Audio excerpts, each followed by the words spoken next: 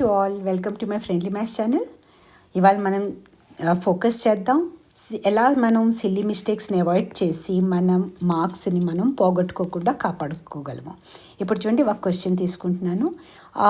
ఇది class 10th RD Sharma నుంచి తీసుకున్నాను ఈ question. A paper is in the form of a rectangle ABCD in which AB is equal to 20 centimeter and BC is equal to 14 centimeter. A semicircular portion with BC as diameter is cut off. Find the area of a remaining part. ఓకేనా, ఒక rectangle ఇచ్చాడు. First AB 20 centimeter, BC 14 centimeter. Okay, length and breadth of the rectangle ఇచ్చేసాడు. BC 14 centimeterలో ఏం చేశాడంటే ఇంత part బీసీని డయామీటర్గా తీసుకుని semi circular పార్ట్ని ఇది కట్ చేసాడు. ఓకేనా, ఇప్పుడు ఈ పార్ట్ రిమైనింగ్ పార్ట్ ఏరియా ఏంటి అని అడుగుతున్నాడు. Right everyone, that is the question.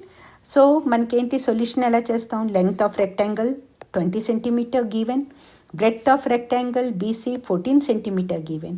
ఇప్పుడు ఏరియా ఆఫ్ రెక్టాంగిల్ తీసేటప్పుడు ఫస్ట్ మనం ఫోకస్ చేసుకునేది ఏంటంటే మనం ఫార్ములా కరెక్ట్ పెడుతున్నామా లేదా అని. చూడండి, ఏరియా ఇచ్చాడు, మీరు తొందరలో పెరిమీటర్ ఫార్ములా పెట్టేసామనుకోండి 2 into L plus B అని.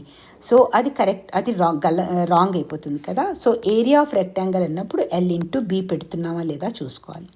ఇప్పుడు L into B అంటే ఏంటి? Length 20 centimeter and breadth 14 centimeter and 14 2s are 28, so 14 20s are 280. Calculation సమంగా ఉండాలి. నెక్స్ట్ సెంటీమీటర్ ఇంటూ సెంటీమీటర్ కాబట్టి స్క్వేర్డ్ సెంటీమీటర్ కంపల్సరీ పెట్టడం. ఇది పెట్టకపోతే మీకు మార్క్స్ లూజ్ అవుతాయి కదా. ఇప్పుడు నెక్స్ట్ ఇది మనకు వచ్చేసింది ఏరియా ఆఫ్ రెక్టాంగిల్ తీసేసాం 280 square centimeter. నెక్స్ట్ మనం ఏంటి ఫోకస్ చేయాలి? ఇప్పుడు నెక్స్ట్ ఏంటి ఇచ్చాడు? సెమీ సర్క్యులర్ పోర్షన్ కట్ చేసాడు. ఈ పోర్షన్ ఇంత ఏరియాని మనం ఈ టోటల్ ఏరియాలోంచి ఇంత ఏరియాని మనం మైనస్ చేస్తే కదా మనకు కావాల్సిన ఏరియా వస్తుంది. ఇప్పుడు ఈ ఏరియా తీసుకోవాలి మనం, ఈ సెమీ సర్క్యులర్ ఏరియా.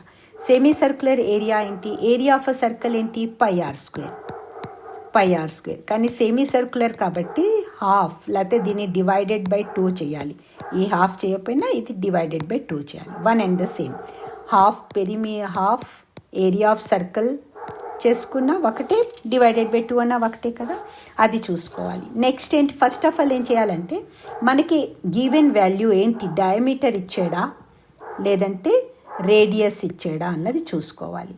ఎందుకంటే మనకి ఫార్ములాలో పై ఆర్ స్క్వేర్ వస్తుంది కదా, రేడియస్ వస్తుంది, రేడియస్ది స్క్వేర్ చేయాలి. అందుకని మనం ఒకవేళ డయామీటర్ ఇస్తే, ఇప్పుడు ఇక్కడ మనకి డయామీటర్ ఇచ్చాడు, బీసీ యాజ్ డయామీటర్ అన్నాడు క్వశ్చన్లో. ఆ semi circular portion with BC as diameter అన్నాడు కదా. So diameter of a semi circle ఎంత ఇచ్చాడు? 14 centimeter ఇచ్చాడు. కాబట్టి 14ని మనం 2 చేయడం ఇది చాలా ఎసెన్షియల్. ఇది చెయ్యకుండా ఈ 14ని తీసుకున్నామంటే మన ఎఫర్ట్స్ అన్నీ వేస్ట్, మన ఆన్సర్కి మార్క్స్ దొరకవు. So radius of semi circle is equal to 14/2 centimeter, that is equal to 7 centimeter. ఇప్పుడు ఈ 7ని మనం ఈ ఫార్ములాలో పెట్టుకుంటాం ఇక్కడ. ఓకేనా, ఇప్పుడు ఏరియా ఆఫ్ సెమీ సర్కిల్కి ఏంటి?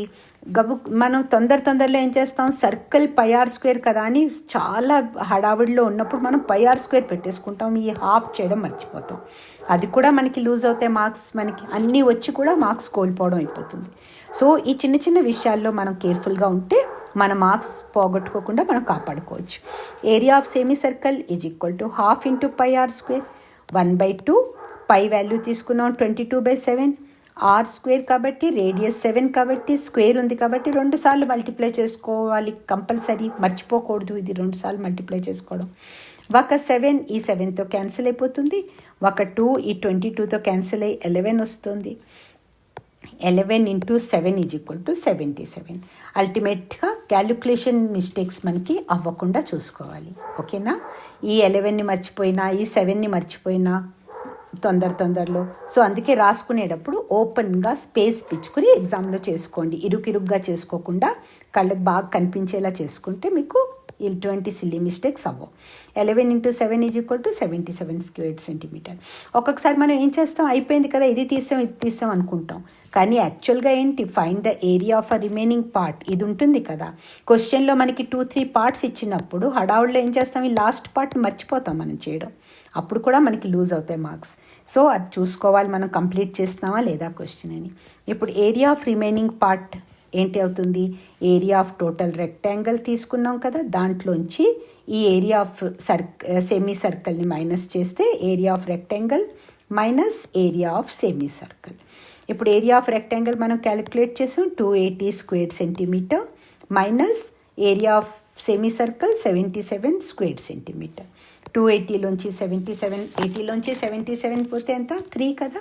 సో 280లోంచి 77 పోతే 203 square centimetre. This is the answer. ఒకవేళ ఈ వీడియో అంతా మీకు బాగా అర్థమైపోయి యూస్ఫుల్ అనిపిస్తే ప్లీజ్ దీన్ని లైక్ చేయండి. మీరు ఛానల్ని సబ్స్క్రైబ్ చేసుకోకపోతే సబ్స్క్రైబ్ చేసేసుకోండి త్వరగా. And all the very best for